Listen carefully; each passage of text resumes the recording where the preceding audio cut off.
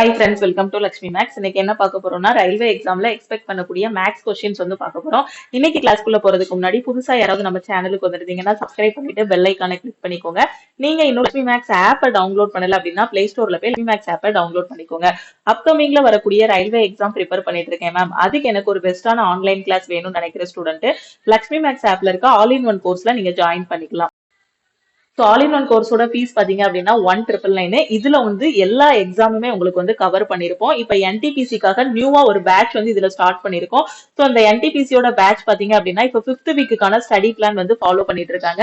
இன்னைக்கு group டிக்கான new batch வந்து நம்மளோட ஆல் இன் ஒன் கோர்ஸ்ல வந்து ஸ்டார்ட் பண்ணிருக்கோம். ஸோ நீங்க ரயில்வேல ஃபர்ஸ்ட் அட்டெம்ப்ட்ல கிளியர் பண்ணணும், எஸ்எஸ்சில நான் ஃபர்ஸ்ட் அட்டெம்ப்ட்ல கிளியர் பண்ணணும்னு நினைக்கிற ஸ்டூடெண்ட் நம்மளோட ஆல் இன் ஒன் கோர்ஸ்ல ஜாயின் பண்ணிக்கோங்க. ஸோ ஒரே ஒரு கோர்ஸ் தான், 50க்கும் மேற்பட்ட சென்ட்ரல் கவர்மெண்ட் எக்ஸாம்ஸ் எல்லாமே இந்த ஒரு கோர்ஸ்ல உங்களுக்கு கவர் பண்ணிருப்போம். ஓகே, சோ இந்த கிளாஸஸ்ல எப்படி ஜாயின் பண்றது அப்படின்னு பாத்தீங்கன்னா, இதுதான் நம்ம டீமோட வாட்ஸ்அப் நம்பர். இந்த நம்பரை உங்க போன்ல லக்ஷ்மி மேக்ஸ்ன்னு சேவ் பண்ணிக்கோங்க. இந்த நம்பருக்கு I want to join all in one course message அனுப்புனீங்கன்னா டீம்ல இருந்து கான்டாக்ட் பண்ணிட்டு ஜிபே நம்பர், அக்கௌண்ட் நம்பர் கொடுப்பாங்க. அதுக்கு நீங்க 1,999 மட்டும் பே பண்ணிட்டு நம்மளோட கோர்ஸ்ல வந்து நீங்க ஜாயின் பண்ணிக்கலாம். ஓகேவா? சோ ஆப்ல போய் டைரக்டா பே பண்ண வேண்டாம். ஆப்ல கோர்ஸோட ஃபீஸ் வந்து 2,500 இருக்கும். ஓகேவா? சோ அது அதே மாதிரி உங்களுக்கு என்டிபிசிக்கான டெஸ்ட் பேட்ச் வேணும், கரண்ட் அஃபேருக்கான பிடிஎஃப் வேணும்னாலும் லக்ஷ்மி மேக்ஸ் டீமுக்கு கான்டாக்ட் பண்ணிட்டு நீங்க டெஸ்ட் பேட்ச்ல ஜாயின் பண்ணிக்கலாம். ஓகேவா? சோ இன்னைக்கு கிளாஸ்க்குள்ள போலாமா? ஃபர்ஸ்ட் கொஸ்டின் பாருங்க, ரொம்பவே சிம்பிளான ஒரு சிம்பிளிபிகேஷன் கொஸ்டின் தான். 1.75 plus 2.25 plus 1 divided by 2 plus 0.5 கொடுத்திருக்காங்க. ஓகே, சோ இதை மைண்ட்ல ஈஸியா கால்குலேட் பண்ணிடலாம். ஏன்னா ரொம்ப பேசிக்கான கொஸ்டின் தான். இப்போ 1.75 நம்ம எப்படி எடுத்துக்கலாம்? 1.25 எடுத்துக்கலாம். 2.25 2.25 எடுத்துக்கலாம். அப்ப என்ன எப்படி ஆட் பண்ணலாம்? 2 பிளஸ் 1 3, இங்க ஒரு முக்கால் இருக்கு, இங்க ஒரு கால் இருக்கு. சோ முக்காலும் காலும் எத்தனை? 1. ஓகேவா? சோ 2 3 4, 4 பிளஸ் 1 வந்து உங்களுக்கு என்ன வரும்? 5 கிடைக்கும். சோ 5 டிவைடட் பை 2 பிளஸ் 0.5 என்ன வரும்? 2.5. அப்போ 5 டிவைடட் பை 2.5 உங்களுக்கு கட் பண்ணா என்ன வரும்? 2.5ல எத்தனை டைம்ஸ் 5 போகும்? 2 டைம்ஸ் போகும். அப்ப இந்த கொஸ்டினுக்கான ஆன்சர் என்ன? 2. சோ 2ங்கிறது ஆப்ஷன் ஏ. ரொம்ப ஈஸியான கொஸ்டின் தான். நான் ஒண்ணுமே பண்ணல, ஜஸ்ட் வந்து மைண்ட்ல இதை வந்து ஈஸியா கால்குலேட் பண்ணிடலாம். எக்ஸாம்ல பாத்தீங்க அப்படின்னா ஒரு கொஸ்டின் இருக்கு அப்படின்னா 100ல வந்து பேப்பர் பெண்ணே இல்லாம சால்வ் பண்ற மாதிரி மேக்ஸ்ல ஒரு 2 கொஸ்டின் இல்ல 3 கொஸ்டின் வந்து கேட்பாங்க. சோ இந்த மாதிரி கொஸ்டினும் இருக்கும் உங்களுக்கு. ஓகே, சோ இப்போ 1.75 2.5 ரெண்டே வரும். 2 பிளஸ் 0.75 இருக்கு, இங்க 0.25 இருக்கு. அததான் நான் கால்னு சொன்னேன். ஓகேவா? சோ ஓவர் ஆட் பண்ணும்போது இது ரெண்டும் மட்டும் 4 வரும். 4 பிளஸ் 1 5, இங்க வந்து 2 பிளஸ் 0.5 இருக்கு. சோ அதையும் போட்டு நம்ம கட் பண்ணும்போது ஆன்சர் என்ன வரும்? 2 கிடைக்கும். ஓகே, அடுத்த கொஸ்டின் பாருங்க. இந்த கொஸ்டின்ல a shopkeeper marked an item 45% more than the cost price and also allow a discount of 20%. Find his loss or profit percent. ஒரு கடைக்காரர் ஒரு பொருளை அடக்க விலையை விட 45% அதிகமாக குறித்தார், மேலும் 20% தள்ளுபடி செய்து விற்கிறார். அவரது நட்டம் அல்லது லாப சதவீதத்தை கண்டறியவும் அப்படின்னு சொல்லியிருக்காங்க. ரொம்ப ரொம்ப ஈஸியான கொஸ்டின். சோ இது எந்த டாபிக்ல வரும்? ப்ராஃபிட் அண்ட் லாஸ் டாபிக்ல வரும். ஏற்கனவே நம்மளோட ஆல் இன் ஒன் கோர்ஸ்ல உங்களுக்கு நான் சொல்லி கொடுத்தேன். அதுல நான் என்ன சொல்லியிருக்கேன்? காஸ்ட் பிரைஸ் எப்பவுமே என்ன எடுத்துக்கணும்? 100 அப்படின்னு எடுத்துக்கணும். காஸ்ட் பிரைஸ்னா என்னது? பொருளோட அடக்க விலை இல்லைன்னா உண்மையான விலை நாம சொல்லுவோம். ஓகே, காஸ்ட் பிரைஸ நாம 100ன்னு எடுத்தாச்சு. ஓகே, சோ இப்ப என்ன சொல்லியிருக்காங்க? அந்த கடைக்காரர் வந்து காஸ்ட் பிரைஸ்ல இருந்து 45% அதிகமா என்ன பண்றாரு? குறிச்சு வைக்கிறாரு விலையா. ஓகேவா? காஸ்ட் பிரைஸ் 100 அசீவ் பண்ணிக்கிட்டோம் அப்படின்னா மார்க் பிரைஸ் என்னவா இருக்கு அப்படின்னு பாத்தீங்கன்னா, அதாவது குறித்த விலை என்னவா இருக்கு அப்படின்னு பாத்தீங்கன்னா அந்த 45ல இருந்து ஒரு 100 அதிகமா வைக்கிறாரு. அப்படிதானே? சரி, அந்த 100ல இருந்து ஒரு 45% அதிகமா வைக்கிறாரு. அப்ப மார்க் பிரைஸ் உங்களுக்கு என்ன வரும்? 145 கிடைக்குமா? ஓகே, சோ இப்ப என்ன பண்றாரு? 20% தள்ளுபடி வந்து கொடுக்கிறாரு. ஓகே, தள்ளுபடி எப்பவுமே எதுல கொடுப்போம்? மார்க் பிரைஸ்ல தானே தள்ளுபடி கொடுப்போம். அப்ப மார்க் பிரைஸ் நமக்கு எவ்வளவு? 145. அப்ப 20% இதுல தள்ளுபடி கொடுத்தாருன்னா கடைசியா கிடைக்கக்கூடியது உங்களுக்கு என்னது? செல்லிங் பிரைஸ் ஆகும். அதாவது குறித்த விலை தள்ளுபடி கொடுத்தா அது விற்ற விலையா மாறும். மார்க் பிரைஸ்ல டிஸ்கவுண்ட் கொடுத்தாங்க அப்படின்னா அது உங்களுக்கு என்னவா இருக்கும்? செல்லிங் பிரைஸா மாறும். அப்ப இதுலதான் அவர் என்ன பண்றாரு? டிஸ்கவுண்ட் கொடுக்கிறாரு, தள்ளுபடி வந்து இதுலதான் கொடுக்கிறாரு. அப்போ அவருக்கு செல்லிங் பிரைஸ் என்னவா இருக்கும்? 145 இன்ட்டு எவ்வளவு தள்ளுபடி கொடுக்கிறாரு? 20% தள்ளுபடி கொடுக்கிறாரு. தள்ளுபடினா என்னது? கம்மி பண்றது. அப்போ 145 இன்ட்டு 80 டிவைடட் பை 100 போட்டோம்னா செல்லிங் பிரைஸ் கிடைச்சிருமா? அப்ப இது 0 0 கட் ஆகிரும். சோ உங்களுக்கு என்ன கிடைக்கும்? 2 5 10. சோ 2 5 10, 9 5 45, 1 2 2, 4 2 6. சோ மல்டிப்ளை பண்ணா 9 4 36, 8 8 3 11, 116 கிடைக்கு. அப்போ செல்லிங் பிரைஸ் எவ்வளவு பெர்சன்டேஜ் கிடைச்சிருது? 116% கிடைச்சிருது. ஓகே, இப்போ உங்களுக்கு நமக்கு என்னெல்லாம் தெரியும்? குறித்த விலை தெரியும், பொருளோட அடக்க விலை தெரியும், பொருளோட விற்ற விலை தெரியும், பொருளோட மார்க் பிரைஸ் தெரியும், காஸ்ட் பிரைஸ் தெரியும், செல்லிங் பிரைஸும் தெரியும். இப்ப லாபமா நஷ்டமாங்கிறத நாம கண்டுபிடிக்கணும். ஓகேவா? சோ பொருளோட உண்மையான விலை எவ்வளவு? 100 ரூபாய். ஓகேவா? சோ 100 ரூபான்னு வச்சுக்கோங்க, இல்ல 100% கூட வச்சுக்கோங்க. 100 ரூபாய் மதிப்புள்ள பொருளை எவ்வளவு ரூபாய்க்கு விக்கிறோம்? 116 ரூபாய்க்கு விக்கிறோம். அப்படிதானே? அப்போ காஸ்ட் பிரைஸ் வந்து 100, செல்லிங் பிரைஸ் வந்து 116 ரூபாய் மதிப்புள்ள பொருளை 116 ரூபாய்க்கு வித்தா லாபமா நஷ்டமா? லாபம். அப்ப லாபம்னு தெரிஞ்சிருது. அப்ப இந்த ரெண்டு ஆப்ஷனையும் நம்ம என்ன பண்ணிடலாம்? எலிமினேட் பண்ணிடலாம். அப்ப லாபம் எவ்வளவு வருது? 16. ஓகேவா? அப்போ இத வந்து பெர்சன்டேஜ், அப்ப காஸ்ட் பிரைஸ் 100, சோ லாபம் வந்து எவ்வளவு வருது? 16 வருது. அப்ப லாப சதவீதம் என்ன பண்ணுவோம்? சோ இங்க வந்து லாபத்தை மேல போட்டுருவோம், கீழே வந்து காஸ்ட் பிரைஸ போடுவோம், பெர்சன்டேஜ்ங்கிறதுனால இன்டு 100 போடுவோம். சோ 100 கேன்சல் ஆகிரும். இப்படி நீங்க கால்குலேட் பண்ணி தான் 16% கண்டுபிடிக்க வேண்டிய அவசியம் இல்ல. ஏன்னா காஸ்ட் பிரைஸ வந்து 100ன்னு அசியூம் பண்ணும்போது ஆட்டோமேட்டிக்காவே அந்த பெர்சன்டேஜும் இந்த 100ம் கேன்சல் ஆகி உங்களுக்கு எவ்வளவு கிடைக்கும்? 16% லாபம்னு கிடைக்கும். சோ 16%ங்கிறது ஆப்ஷன் ஏ. ஓகே, தெளிவா புரிஞ்சிருச்சா? அடுத்த கொஸ்டின் போலாமா? சோ இதோட பேசிக்ஸ் எல்லாமே நான் பார்க்கணும் அப்படின்னு நீங்க நினைச்சீங்கன்னா நம்ம ஆல் இன் ஒன் கோர்ஸ்ல எல்லாமே A to Z டீச் பண்ணிருப்போம். அதுல நீங்க பாத்துக்கலாம். இந்த கொஸ்டின்ல பாருங்க, a train 110 meter is length. So இது டைம் அண்ட் டிஸ்டன்ஸ் அப்படிங்கக்கூடிய டாபிக்ல ட்ரெயின் ப்ராப்ளம்ஸ்ல சொல்லி கொடுத்திருப்பேன். a train 110 meter length travels at 60 km per hour. In what time will it pass a cycle which is being cycled by a man at 6 km per hour against the train? ஓகேவா? அதாவது ஒரு train வந்து இந்த பக்கமா போய்கிட்டு இருக்கு. ஓகேவா? So இதோட நீளம் பாத்தீங்க அப்படின்னா உங்களுக்கு 110 மீட்டர் இந்த ட்ரெயினோட லென்த். ஓகே, சோ இதோட வேகம் பாத்தீங்க அப்படின்னா 60 கிலோமீட்டர் பெர் அவர் வேகத்துல வந்து இது வந்து போய்கிட்டு இருக்கு. ஓகே, சோ இப்ப என்ன ஆகுது அப்படின்னு பாத்தீங்கன்னா இந்த ட்ரெயினுக்கு ஆப்போசிட்ல ஒரு ஆள் சைக்கிள் ஓட்டிட்டு வராரு. ஓகே, சோ இங்க சைக்கிள்னு எழுதிக்கிடுவோம். சோ ஒரு ஆள் என்ன பண்றாரு? இந்த பக்கமா சைக்கிள் ஓட்டிட்டு வராரு. ஓகே, சோ சோ ட்ரெயின் இந்த பக்கமா போய்கிட்டு இருக்கு, ட்ரெயின் இந்த பக்கம் போய்கிட்டு இருக்கு, சைக்கிள் ஓட்டிட்டு வரவரு இந்த பக்கம் வராரு. அப்புறம் ரெண்டு பேருமே என்ன பண்றாங்க? ஆப்போசிட் டைரக்ஷன்ல போறாங்க. இங்க ஒரு வார்த்தை கொடுத்திருக்காங்க, அகைன்ஸ்ட் த ட்ரெயின். அப்படின்னா என்ன அர்த்தம்? ட்ரெயின் இந்த பக்கமா போச்சுன்னா சைக்கிள் ஓட்டுறவரு இந்த பக்கமா வராரு, அதுக்கு ஆப்போசிட்ல வராருன்னு அர்த்தம். ஓகே, சோ இப்ப என்ன கேட்டிருக்காங்க? In what time will it pass a cycle which is being cycle at a man at 6 kilometre per hour. இந்த சைக்கிள் ஓட்டுறாரு இல்லையா, இவர் வரக்கூடிய வேகம் பாத்தீங்கன்னா 6 கிலோமீட்டர் பெர் அவர். அப்ப இந்த ட்ரெயின் எப்போ அந்த மனுஷனை கடந்து போகும் அப்படின்னு கேட்டிருக்காங்க. ஓகே, சோ 110 மீட்டர் நீளமுள்ள ஒரு ரயில், ரயிலோட நீளம் 110 மீட்டர், மணிக்கு 60 கிலோமீட்டர் வேகத்தில் பயணிக்கிறது. அதோட வேகம் 60 கிலோமீட்டர். ரயிலுக்கு எதிராக மணிக்கு 6 கிலோமீட்டர் வேகத்தில் சைக்கிளில் பயணிக்கும் நபரை கடந்து செல்ல ரயிலுக்கு எவ்வளவு நேரம் எடுக்கும் கேட்டிருக்காங்க. ஓகே, சோ இந்த படம் புரியுதா? ட்ரெயின் வந்து இந்த பக்கமா போய்கிட்டு இருக்கு, சைக்கிள் ஓட்டுற ஆள் இந்த பக்கமா வராரு, அவரோட வேகம் வந்து 6 கிலோமீட்டர் பெர் அவர். நமக்கு என்ன தெரியும்? Speed equal to distance divided by time. நமக்கு என்ன கேட்டிருக்காங்க? டைம் தான் கேட்டிருக்காங்க. அப்ப இதுல இருந்து நமக்கு என்ன தெரியும்? Time equal to distance by ஸ்பீடுன்னு தெரியும். ஓகே, சோ ஒரு ட்ரெயின் வந்து ஒரு ஆப்ஜெக்ட் எதையாவது கடந்து போகுது, அதாவது ஒரு ட்ரெயின் வந்து ஒரு பிளாட்ஃபார்மை கடக்குது, ஒரு பிரிட்ஜை கடந்து போகுது அப்படின்னா அந்த இடத்துல டிஸ்டன்ஸ்ங்கிறது யாரு? ட்ரெயினோட லென்த் பிளஸ் பிளாட்ஃபார்மோட லென்த். ஒரு ட்ரெயின் ஒரு மனுஷனை கடந்து போகுது, ஒரு போல கடந்து போகுது அப்படின்னா அந்த இடத்துல லென்த்ங்கிறது யாரு? அந்த இடத்துல டிஸ்டன்ஸ்ங்கிறது யாரு? ட்ரெயினோட லென்த் தான் அந்த இடத்துல டிஸ்டன்ஸ். ட்ரெயின் வந்து பிளாட்ஃபார்மை கடந்து போகுது அப்படின்னா அந்த இடத்துல டிஸ்டன்ஸ்ங்கிறது ட்ரெயினோட லென்த் பிளஸ் பிளாட்ஃபார்மோட லென்த். ட்ரெயின் வந்து ஒரு ஆப்ஜெக்ட் ஏதாவது ஒண்ணு, அதாவது ஒரு மனுஷனோ ஒரு போலோ இந்த மாதிரி ஏதாவது ஒண்ணு கடந்து போகுது அப்படின்னா அந்த இடத்துல டிஸ்டன்ஸ்ங்கிறது யாரு அப்படின்னு பாத்தீங்கன்னா அந்த ட்ரெயினோட லென்த் தான் நமக்கு டிஸ்டன்ஸ். அப்ப டைம் ஈக்குவல் டு இங்க டிஸ்டன்ஸ்ங்கிறது யாரு? ட்ரெயினோட லென்த் 110 மீட்டர். சோ 110 போட்டாச்சு. சப்போஸ் இதே இடத்துல ஒரு ட்ரெயின் வந்து இன்னொரு ட்ரெயினை கடந்து போகுது அப்படின்னா அங்க டிஸ்டன்ஸ்ங்கிறது யாருன்னா ரெண்டு ட்ரெயினோட லென்த்தையும் ஆட் பண்ணாதான் டிஸ்டன்ஸ்.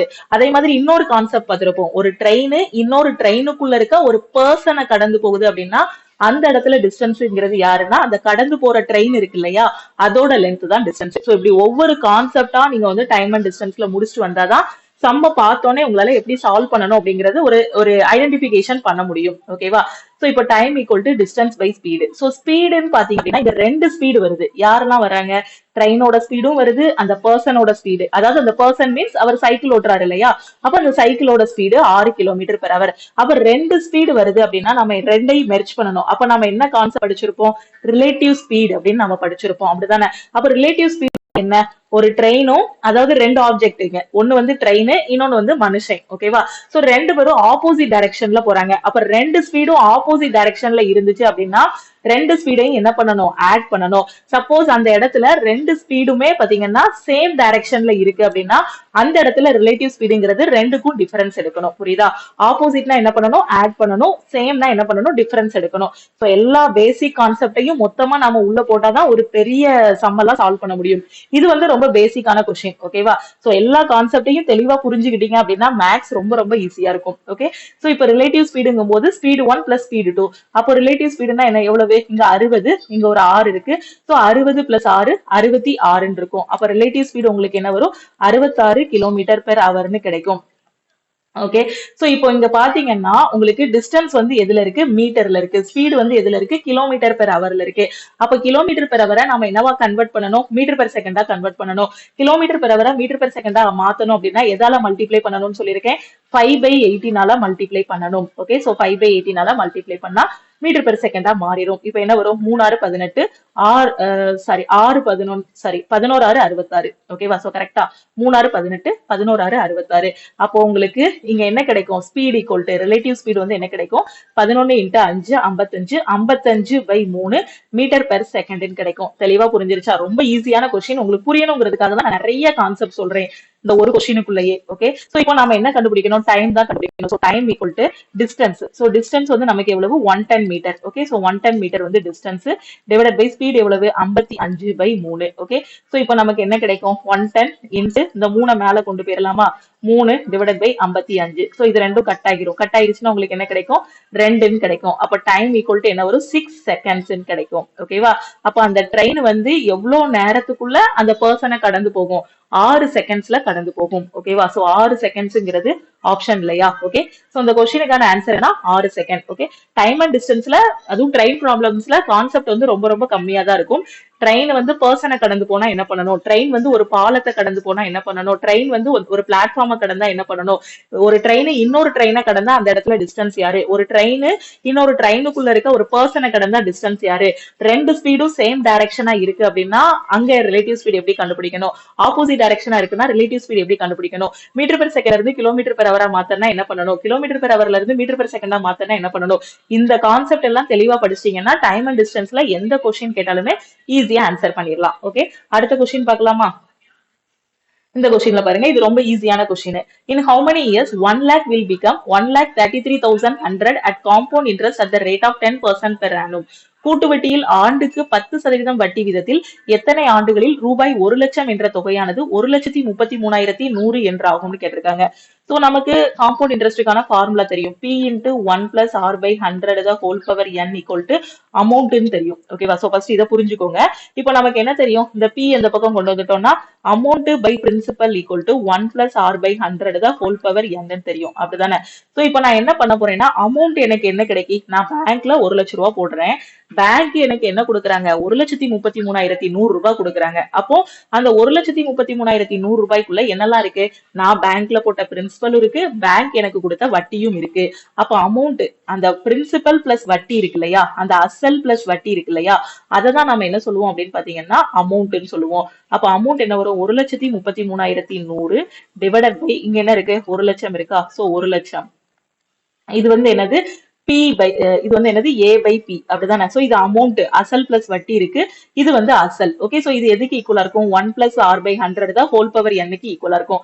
R-ஓட வேல்யூ என்ன, 10%. அப்ப இந்த இடத்துல 10 சப்ஸ்டிட்யூட் பண்ணுங்க. சப்ஸ்டிட்யூட் பண்ணா என்ன வரும், 1 + 10/100 the whole power n. n போடலாம் இல்ல t னும் போடலாம். நம்ம டைம் பீரியட வந்து டீனும் போட்டுக்கலாம் இல்ல என்னன்னு போட்டுக்கலாம், என்ன லெட்டர்லனாலும் டினோட் பண்ணிக்கலாம். இப்போ நம்ம இந்த 2 0 கட் பண்ணி விட்டுறலாமா. இப்போ 1331 டிவைடட் பை 1000 கிடைக்கும். ஈக்குவல் டு இத என்ன பண்ணலாம், இந்த 0 கட் பண்ணி விட்டுறலாமா. கட் பண்ணா எல்சிஎம் எடுங்க. எல்சிஎம் எடுத்தா என்ன வரும், 10 + 1 11, 11/10 the whole power t வரும். ஓகே. சோ இப்போ இந்த பக்கத்தையும் நம்ம சமப்படுத்தணும். அதாவது இங்க இருக்கக்கூடிய அடுக்குக்கு ஏதாவது ஒரு வேல்யூ இங்க கொண்டு வரணும். அப்போ இங்கேயும் ஒரே அடிமானங்களை கொண்டு வரணும். அப்ப இத வந்து 11/10 மாத்தலாமா. மாத்தலாம். எப்படி மாத்தலாம்? இங்க இருக்க 1000 வந்து என்னது? 10 கியூப். வேதிக் மேக்ஸ் கிளாஸ்ல 1ல இருந்து 20 வரைக்கும் கியூப் நம்பர் படிக்க சொல்லியிருப்பேன். அப்போ 1000 எப்படி எழுதலாம்? 10 கியூப்னு எழுதலாம். 1331 எப்படி எழுதலாம்? 11 கியூப்னு எழுதலாம். Equal to 11/10 the whole power t இருக்கும். இத ஹோலா எழுதுனீங்கன்னா 11/10 the whole cube equal to 11/10 the whole power t இருக்கும். ஓகே, சோ இப்போ இந்த பக்கம் அடிமானங்கள் ரெண்டும் சமமா இருக்கா? அப்ப அடுக்குகளை சமப்படுத்தலாமா? அப்ப டைம் பீரியட் எத்தனை வருஷம் இருக்கு? 3 வருஷம் இருக்கு. ஓகேவா? சோ இதை இவ்வளவு தூரம் கால்குலேட் பண்ணி தான் எக்ஸாம்ல வந்து கால்குலேட் பண்ணணும்னு அவசியம் இல்ல.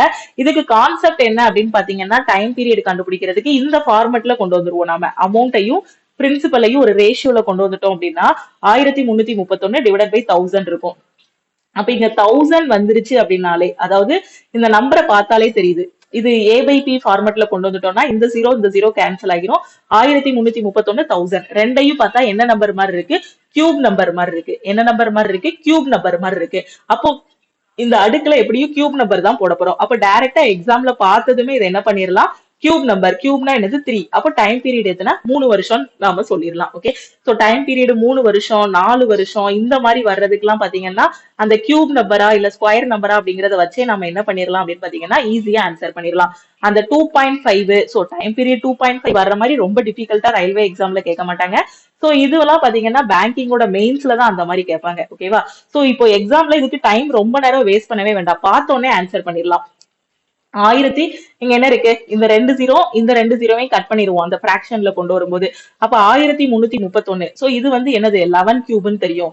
இது வந்து 10 கியூப்னு தெரியும். அப்ப ரெண்டையும் எப்படி ஈக்குவேட் பண்ணும்போது அந்த கியூப் வேல்யூ தான் வரும். அப்ப டைம் பீரியட் ஈக்குவல் டு 3. அவ்வளவுதான். ஓகே, அடுத்த கொஸ்டின் பார்க்கலாமா? இந்த கொஸ்டின்ல பாருங்க, a batsman scored 135 runs in his 12th match. ஓகேவா? சோ 12வது போட்டியில பாத்தீங்கன்னா 135 ரன் அடிச்சிருக்காரு. The average run scored by the batsman in 11 matches is 6 x. ஓகேவா? சோ 11 மேட்ச்ல ஆவரேஜ் வந்து எவ்வளவு அப்படின்னு பாத்தீங்கன்னா x. Okay, so if the average run scored by a batsman is increased by 5 runs, then find the new average after his 12th match. ஓகேவா? So இப்போ என்ன அப்படின்னு பாத்தீங்கன்னா 11 மேட்சோட ஆவரேஜ் வந்து எக்ஸ். அப்போ 11 மேட்சோட கூட்டுத்தொகை என்னவா இருக்கும்? 11x இருக்கும். ஓகேவா? சோ 11 மேட்சோட ஆவரேஜ் வந்து எக்ஸா இருக்கு. இப்போ 12வது மேட்ச்ல என்ன ஆகுது அப்படின்னு பாத்தீங்கன்னா அவர் 135 ரன் அடிக்கிறாரு. அதாவது 11 மேட்ச் வரைக்கும் ஆவரேஜ் கண்டுபிடிக்கும் போது எக்ஸ்ன்னு வருது. 12வது மேட்ச்ல 135 ரன் அடிக்கிறாரு. அப்படி அடிக்கும் போது என்ன ஆகுதுன்னா 12 மேட்சோட ஆவரேஜ் பார்க்கும்போது எக்ஸ் பிளஸ் 5ன்னு ஆவரேஜ் மாறிடுதான். அததான் இங்க சொல்லியிருக்காங்க. ஆவரேஜ் இன்க்ரீஸ்டு பை 5 ரன்ஸ்ன்னு சொல்றாங்க. அப்பனா find the new average after his 12th match. So 12வது மேட்சோட ஆவரேஜ் என்ன? எக்ஸ் வச்சு பார்க்கும்போது 12வது மேட்சோட ஆவரேஜ் எக்ஸ் பிளஸ் 5ன்னு தெரியும். அத நம்பர்ல என்னன்னு கேட்காங்க. ஓகேவா? சோ 11 மேட்சோட ஆவரேஜ் எக்ஸ். 12வது மேட்ச்ல அடிச்ச ரன் 135 ரன். இப்போ 1வது மேட்ச்ல இருந்து 12வது மேட்ச் வரைக்கும் ஆவரேஜ் எடுத்தோம் அப்படின்னா எக்ஸ் பிளஸ் 5ன்னு கிடைக்கி. அப்ப அந்த 12வது மேட்சோட ஆவரேஜ் என்ன? இதான் கொஸ்டின்ல கேட்டிருக்காங்க. ஓகே, ஒரு பேட்ஸ்மேன் தனது 12வது போட்டியில் 135 ரன்கள் எடுத்தார். ஓகே, சோ 12வது இதுல பாத்தீங்கன்னா 135 ரன் எடுத்திருக்காரு. 11 போட்டியில அவர் எடுத்த சராசரி பாத்தீங்க அப்படின்னா எக்ஸ். ஒரு பேட்ஸ்மேன் எடுத்த சராசரி ரன் 5 ரன்களால் அதிகரிக்கப்பட்டால் அவரது 12வது போட்டிக்கு பிறகு புதிய சராசரி என்ன? அதாவது 12வது இதோட ஆவரேஜ் கண்டுபிடிச்சீங்கன்னா ஏற்கனவே இருக்க ஆவரேஜ்ல இருந்து 5 அதிகமாகுதான். அப்போ 12வது போட்டிக்கு ஆவரேஜ் என்ன? இதான் கொஸ்டின்ல கேட்டிருக்காங்க. ஓகே, சோ இப்போ நம்ம என்ன பண்ண போறோம்னு பாருங்க. 11 இதோட ஆவரேஜ் எக்ஸ்னா கூட்டுத்தொகை என்ன வரும்? 11x வரும். அப்போ 11x பிளஸ் இந்த 12வது இதுல எவ்வளவு ரன் அடிச்சிருக்காரு? 135 ரன் அடிச்சிருக்காரு. சோ 12வது இதோடது 135 இதுல போட்டுடலாம். ஓகே, சோ 11 இதோட கூட்டுத்தொகை. ஓகேவா? சோ 11 மேட்சோட கூட்டுத்தொகை 11x. 12வது மேட்சோட ரன் பாத்தீங்கன்னா 135. அப்ப இது ரெண்டும் என்ன அர்த்தம்? 11 மேட்சோட கூட்டுத்தொகை பிளஸ் இது 12வது மேட்ச். அப்போ ஓவராலா 11x பிளஸ் 135ங்கிறது 12 மேட்சோட கூட்டுத்தொகை. ஓகேவா? அப்ப 12 மேட்சோட கூட்டுத்தொகை எதுக்கு ஈக்குவலா இருக்கும்? 12 மேட்சோட ஆவரேஜ் எக்ஸ் பிளஸ் 5 இருந்தா கூட்டுத்தொகை என்ன வரும்? 12 இன்டு எக்ஸ் பிளஸ் 5 கிடைக்குமா? அப்ப இத 12 இன்டு எக்ஸ் பிளஸ் 5 எழுதலாமா? புரியுதா? எக்ஸாம்ல இந்த கொஸ்டினை பார்த்ததுமே இந்த ஸ்டெப் எழுதிடலாம். ரொம்ப ஈஸி. இது எழுதிட்டீங்கன்னா இதுக்கப்புறம் வெரி சிம்பிள் கால்குலேஷன் தான். அதாவது 11 இதோட கூட்டுத்தொகை 11x 12வது இதுல 135 ரன், 11 இதோட கூட்டுத்தொகை பிளஸ் 12வது இதோடது. அப்ப டோட்டலா 12 இதோட கூட்டுத்தொகை என்ன வரும்? 12 மேட்சோட கூட்டுத்தொகை 11x பிளஸ் 135. 12 மேட்சோட ஆவரேஜ் x பிளஸ் 5னா கூட்டுத்தொகை என்ன வரும்? 12 இன்டு எக்ஸ் பிளஸ் 5. அப்ப இந்த 11x பிளஸ் 135ங்கிறது 12 இன்டு எக்ஸ் பிளஸ் 5க்கு ஈக்குவலா இருக்குமா? இப்ப பாருங்க 11x plus 135 equal to 12x plus 60. இப்போ நாம இந்த x இந்த பக்கம் கொண்டு வந்துடலாம். அப்ப 12x மைனஸ் 11x உங்களுக்கு என்ன வரும்? x கிடைக்கும். இந்த 60 இந்த பக்கம் கொண்டு வந்துடலாம். அப்ப 135ல 60 போச்சுன்னா எத்தனை வரும்? 75 வருமா? சோ 75. x ஓட வேல்யூ 75. xங்கிறது என்னது? 11 மேட்சோட ஆவரேஜ் தான் x. அப்படிதானே? இப்ப என்ன கேட்டிருக்காங்க? 12 போட்டிக்கு பிறகு ஆவரேஜ் என்னன்னு கேட்டிருக்காங்க. சோ 11 போட்டிக்கு அப்புறம் ஆவரேஜ் x. 12 போட்டிக்கு அப்புறம் x என்னவாகுது? ஒரு 5 அதிகமாகுது. அப்படிதானே? ஏற்கனவே இருந்த ஆவரேஜ்ல இருந்து அதிகமாகுது. அப்போ 12 போட்டியோட ஆவரேஜ் என்னது? x plus 5.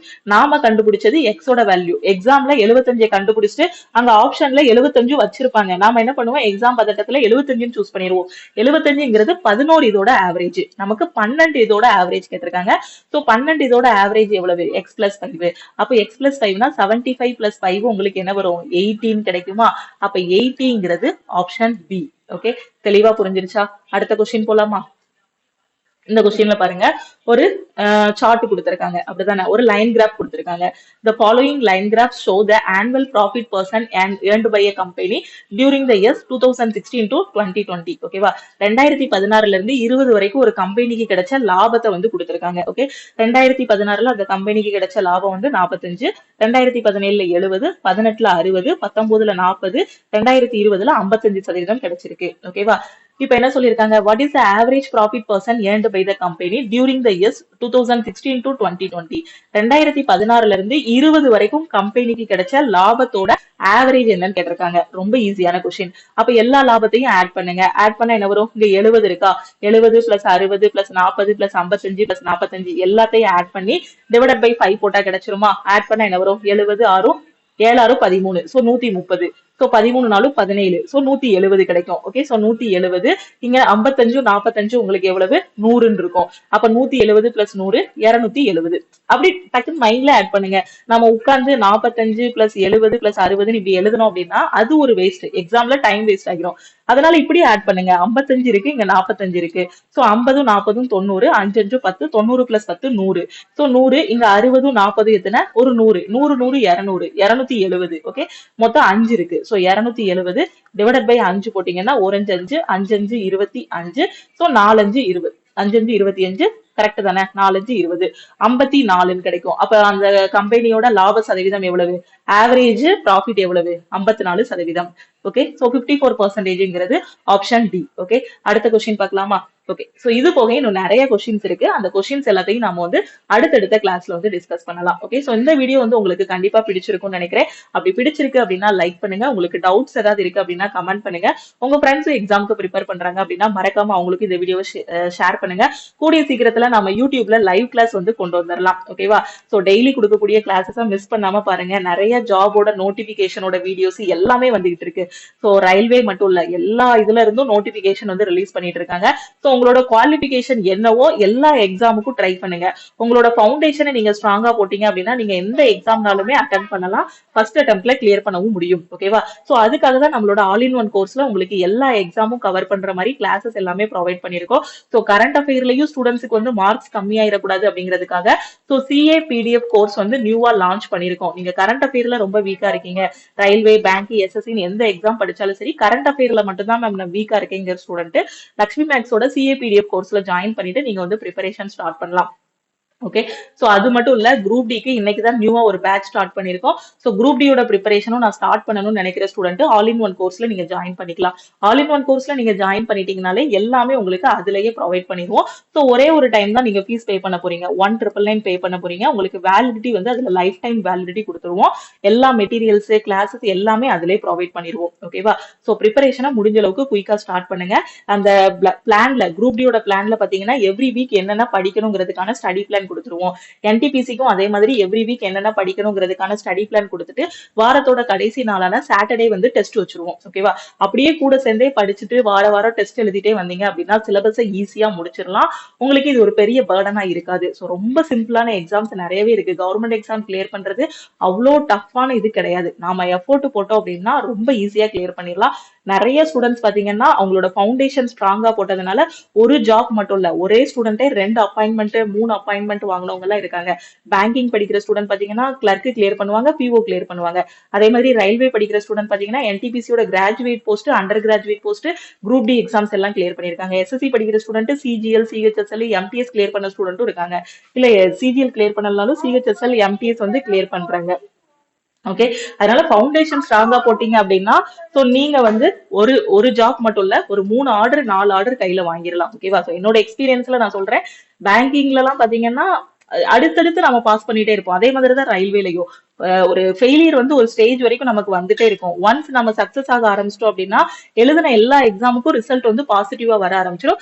எப்போ அப்படின்னு பாத்தீங்கன்னா நம்மளோட மிஸ்டேக்ஸ் எல்லாத்தையும் நம்ம கரெக்ட் பண்ணி கொண்டு போகும்போது இந்த எக்ஸாம் வந்து ரொம்ப ரொம்ப ஈஸி ஆகிரும். ஓகேவா? ஸோ டெய்லி படிங்க, நம்மளோட கிளாஸ்ல ஜாயின் பண்ணிக்கோங்க. ஸோ எங்க படிக்கணும் எப்படி படிக்கணும் தெரியாத ஸ்டூடெண்ட்டுக்கு ஆல் இன் ஒன் கோர்ஸ்ல கிளாஸஸ் எல்லாமே தமிழ் அண்ட் இங்கிலீஷ்ல ப்ரொவைட் பண்ணிருக்கோம். ஸோ ஜாயின் பண்ணிக்கோங்க. ஓகே, ஸோ ஃபர்ஸ்ட் நம்ம லக்ஷ்மி மேக்ஸ் ஆப்பை பிளே ஸ்டோர்ல இருந்து டவுன்லோட் பண்ணிக்கோங்க. டவுன்லோட் பண்ணிட்டு உங்களுக்கு ரயில்வே எக்ஸாமுக்கு ஃப்ரீ மெட்டீரியல்ஸ் வேணும்னாலும் நம்ம ஆப்ல இருந்தே டவுன்லோட் பண்ணிக்கலாம்.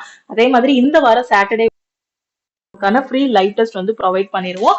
ஸோ கண்டிப்பா அட்டன் பண்ணுங்க. ஓகேவா? ஸோ ஆல் ஓவர் தமிழ்நாட்டில் உங்களோட ரேங்க் வந்து பாத்துக்கலாம். ஸோ கிளாஸ் ஜாயின் பண்ற ஸ்டூடெண்ட் இந்த நம்பரை உங்க போன்ல லக்ஷ்மி மேக்ஸ்ன்னு சேவ் பண்ணிட்டு இந்த நம்பருக்கு மறக்காம மெசேஜ் அனுப்புங்க. ஓகேவா? ஸோ திருப்பியும் நம்ம அடுத்த கிளாஸ்ல மீட் பண்ணலாம். தேங்க்யூ.